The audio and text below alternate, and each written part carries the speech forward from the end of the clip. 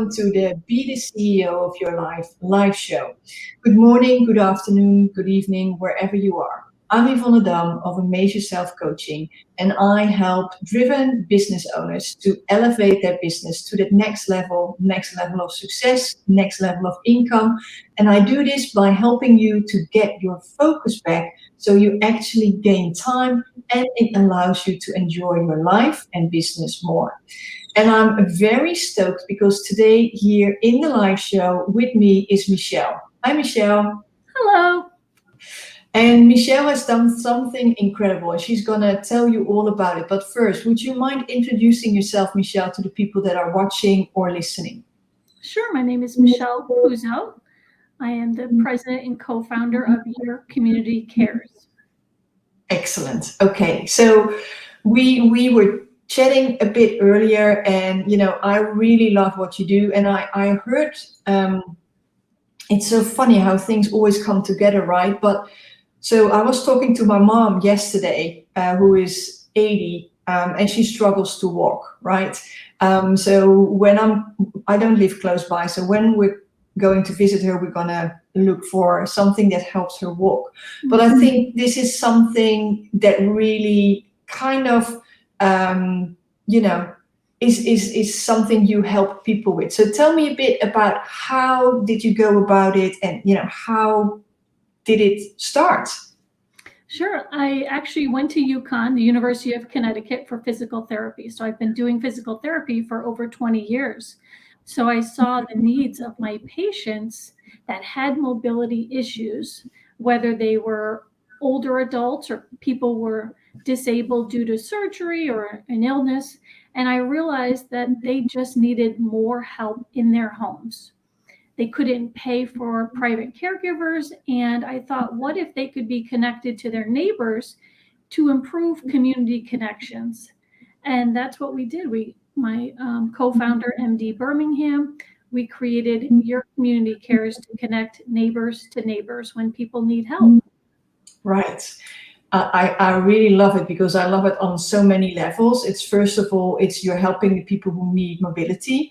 And on the other hand, you're also helping people to bring, it's a great feeling when you can help someone. That's for starters, but it's also a great thing when you get to know your neighbors better. Absolutely. And what better way to do it all in one? So I really love it. So I'm showing the website of your organization here. And where does it happen? Is it only in one place or is it all over? So we are currently able to operate in any state in the United States. We are really hoping to grow on a global scale. We are right now focusing mostly on Connecticut and Massachusetts due to funding. So we are working on the funding model, getting into a couple of municipal budgets, getting grants, private donations, sponsors. But we do have the opportunity to become, a foundation for a for-profit business because we are a tax deduction. We have the opportunity for investors that want to have a tax deduction as well. Investing in our organization is really investing in this population of people that need help across the country and across the world. This demographic of people need more help. And that's what our organization is trying to provide them with free resources, which are their neighbors. I love it. I really love it. And it would be great if it would be global. Like I said, my mom, but she's in the Netherlands. She would need it as well. And I'm pretty sure that around here where I live in The Hague, it would be a very welcome thing. But you're raising an important point, right? You need funds to get this off the ground. So what if I would be interested in sponsoring or investing? What would my money help you to achieve? So our funding right now goes towards the background checks, insurance, and the technology. So as we all know, to grow as a nonprofit, as a technology nonprofit, there is organizational and programming expenses. But right now we have no staff. It's all 100% volunteer. We're all very passionate about helping this population. But in time, we would love to grow to staff, and that investment would be investing in the staff that could help to continue to grow this nationwide and then beyond, hopefully. Right. Okay. I love that thought. And how, you didn't, it's already quite big, but you didn't start this big. So why do you do this? So my, from a personal point of view, my grandmother lived to be 99, and I saw how much it took the family to take care of her. And then I saw my patients that didn't have a family support. And I thought, there are so many people out there that are living alone, or now with COVID-19, climate change, all the different changes in the world, people living longer without financially being ready for that. Not everybody has saved to be, into their 80s and 90s. So I just really want to help this population. I hear you, and I think it's very true. It's almost as if our health is kind of going quicker. The improvement in our health and the duration of our lives has become longer, which is in a way great, but in a way it isn't, because it's almost as if we as society and we as people aren't ready for it. But that's what, yeah. Yeah, there are about 10,000 people every day turning 65.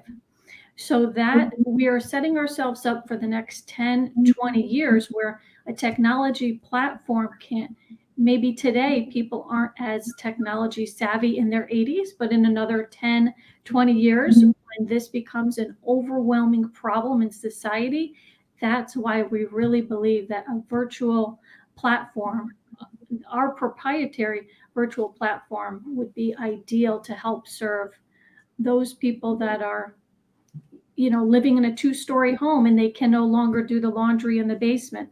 Yeah. You're recovering from a surgery and you can't take your trash out.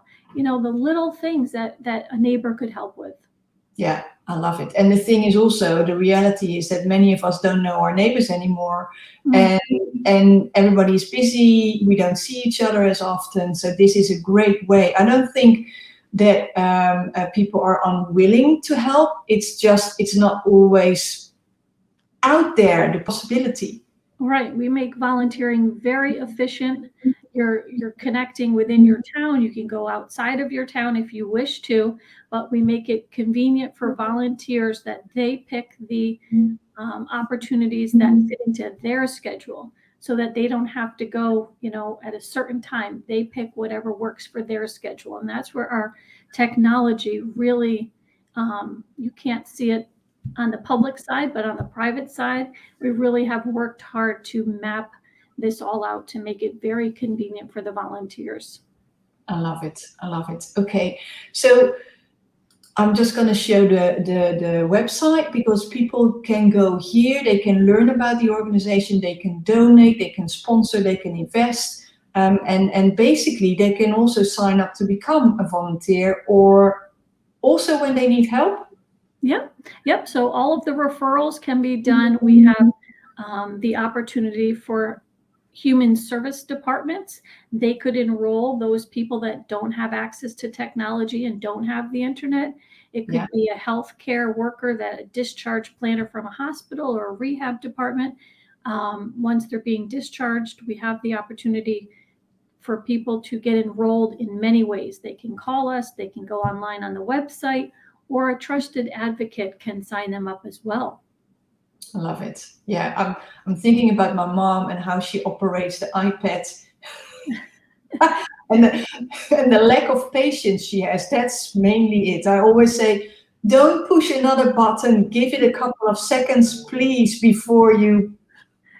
Yeah, you're absolutely right. There is a lot of, from the variety of what kind of tablet are you on? Are you on a phone? Are you on a computer? There are a lot of user experiences that we are trying to help streamline the experience for people, because we know if you have technology, let's help you use it. And that's where our volunteers are also going in to help teach that technology.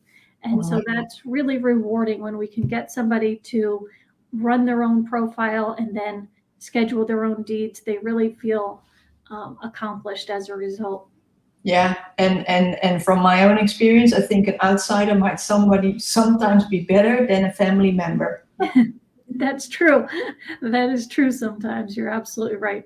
Sometimes from my medical background, I'm able to approach it in a way that is a little bit different from a family member. So I think that is useful. You're right.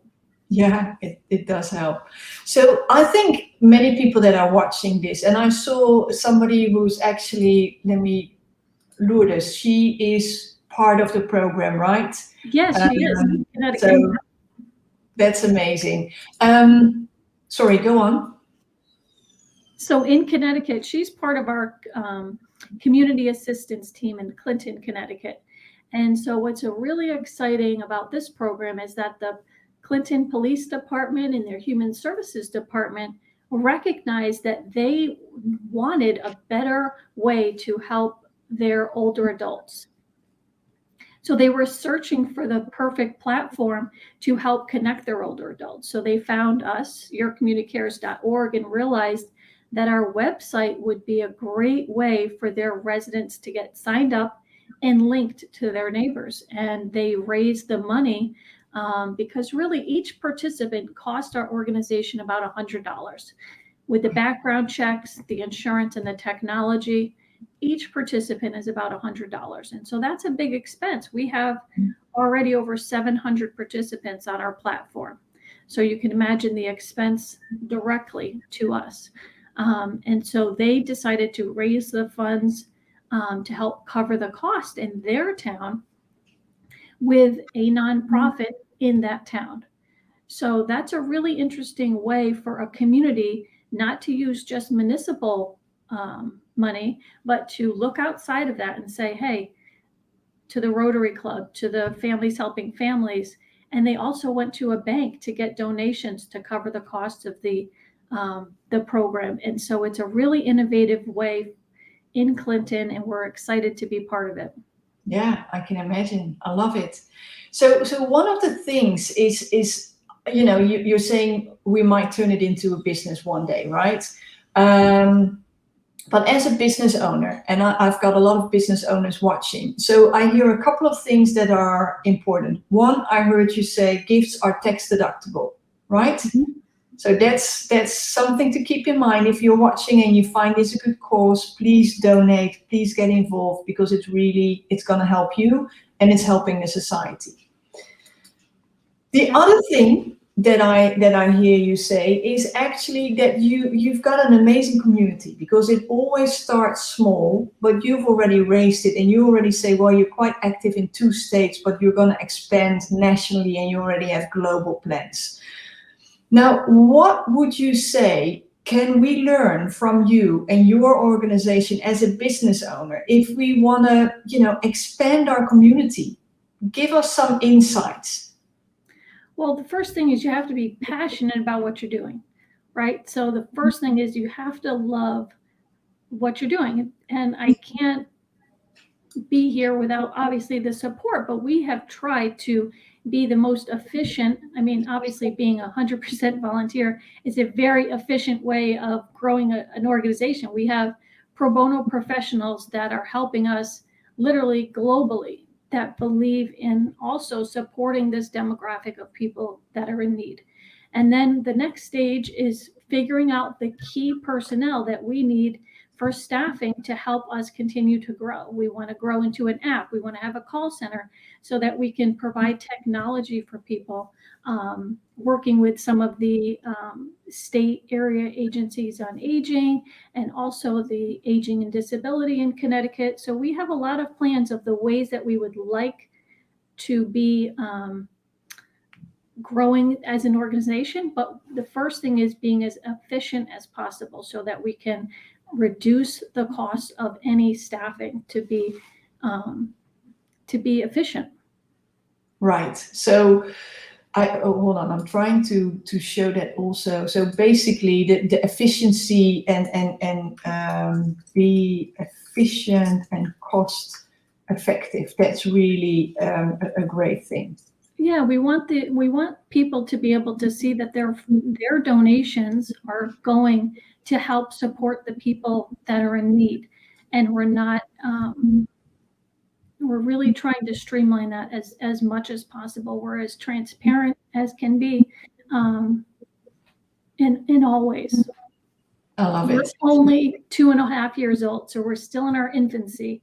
We're like Oh, a startup technology company, but as a nonprofit. So we're in a very interesting space. I love it. So basically, Michelle, I can imagine we already set a date in our calendar now for meeting in 2 years, and then global. And then I'm saying, hey, I've helped my neighbor through your organization as well. Yeah, people could have a really positive impact. And that's what our name is. Your Community Cares. The letter U stands for you. The letter R stands for R. You are your community. That we are all here to make a positive impact if you choose to. And that's the way to help support those people that have helped us all of those years, grandparents, aunts, uncles, the people that have helped support us and grow us into adults. I love it. I love it.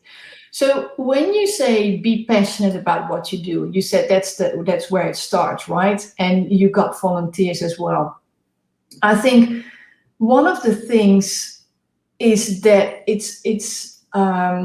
I was thinking about this a while back when I heard that a volunteer organization raised millions. And I thought about it because I work with business owners who sometimes struggle to attract clients. But it's not just being passionate about what you do, but it's also, if I listen to you, and correct me if I'm wrong, you're passionate about what you do, you believe in it, you've got a story, you personally have some experience as well. You most likely, if people know you, I take it you talk about it a lot wherever you can. A little bit, yep. Yeah. I definitely do. Yeah, but all these things, they make a large difference, don't they? Oh, yes. Well, because a lot of people have experiences in their own life, and they can recognize it's usually not until it happens to you. So now that you have an aging parent, you're more aware of the deficits that can occur in older adults. It's not until it happens to you a lot of times that people don't realize that there are people out there in the world suffering, and we can see this on TV, but a lot of times it's not until it hits home that people recognize the problems in the world. And so I've got to go into people's homes every day as a physical therapist and see the needs, and that's really that. Yeah. Hearing and talking about it for years really led to all of this. Yeah, I love it. I think it's great. And there was also a special date when you started this, wasn't this? Yeah, and well, my grandmother died in February of 2019, and that same month is when MD Birmingham and I came together and started Your Community Cares as a tribute to her, really. Yeah, I think so. That's loving. And was she a remarkable woman? Was she an example to you? She was she in her later years, she developed macular degeneration and dementia. So in the later years, it was very challenging. She could play some cards, but really it was very difficult for her to do a lot of things. Growing up, she grew up in an orphanage. She was one of 17 kids. And 17? 17, yeah. She didn't have a lot of education. She never drove. She really relied on her family. And we all took care of her the best we could. And she's not the only one that's out there that, was brought up in the depression. And those people um, are some of them are in nursing homes, some of them are at home with families, and many caregivers are getting burned out. This also offers an opportunity, your community cares, to give some respite care, some relief to those caregivers so they could go out and have a little bit of time off. That's another opportunity for, I forgot to mention that the categories that the volunteers help with are housework, yard work, transportation, and companionship. And we've set those categories with a lot of subcategories, but they're basic chores that anybody could do to help one another.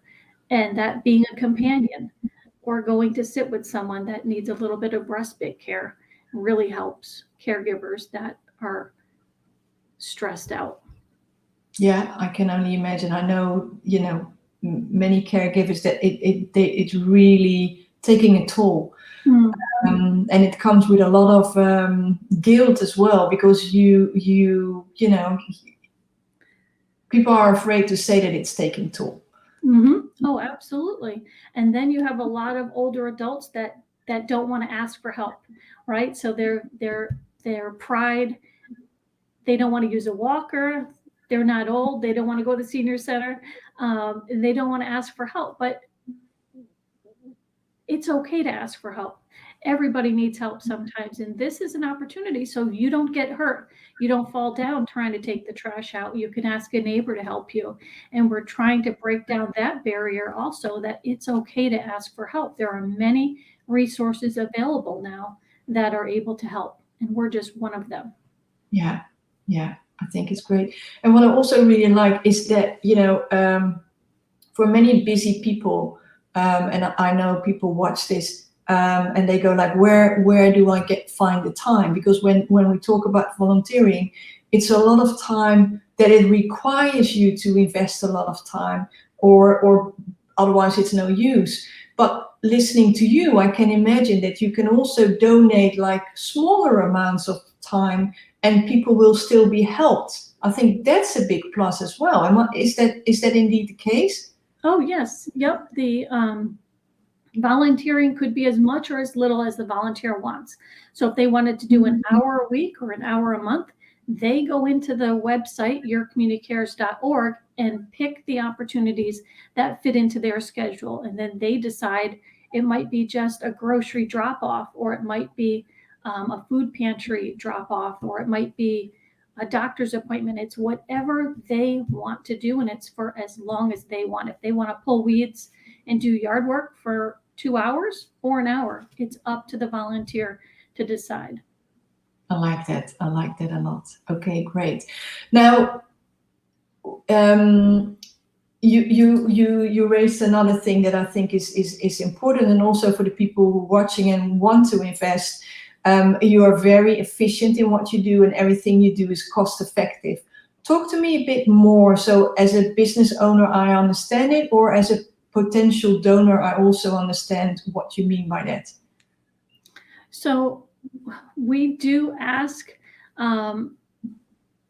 being a startup on a shoestring budget, we have asked people for a lot of favors, a lot of pro bono work, and we know that's not going to last forever, that we do need funding in order to, our grant writer that has, in this year alone, we got 7 grants from one Hartford Foundation for Public Giving. It's one of our biggest funders.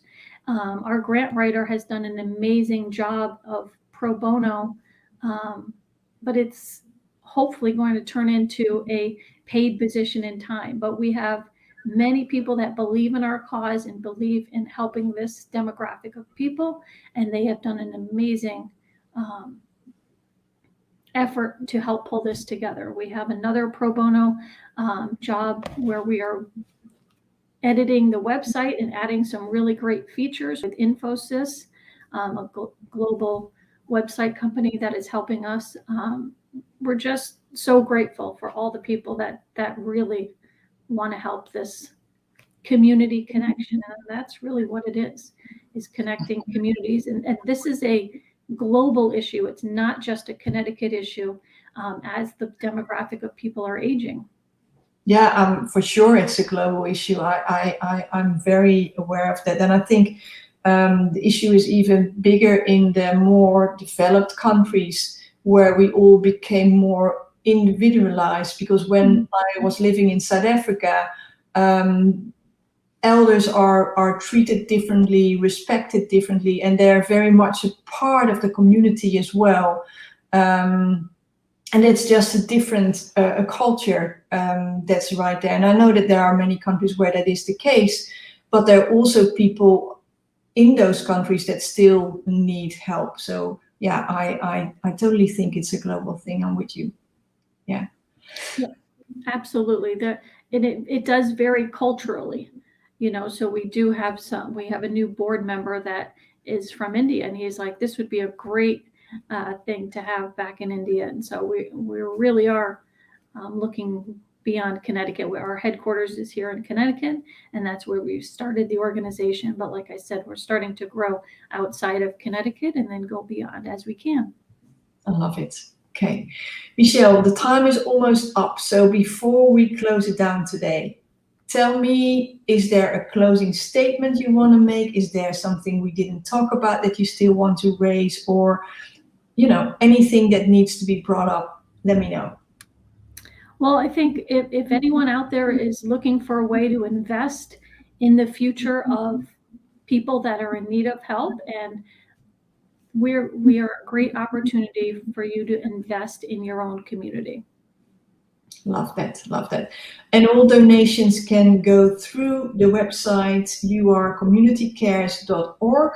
And if people are watching this and from all over the world, and they feel like this is something I need to get involved in, whether it's in their country or with you, they can also reach out there. And right now it is still 100% non-profit, and this might change, but it's also very much in need for funds to grow this great cause. Yep, we are a 501c3 I nonprofit. don't know what it is, but it's it sounds good.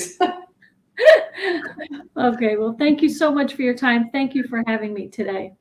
It was my pleasure, Michelle, and keep me posted, and maybe we should set a date for over 2 years when everything is up and running globally.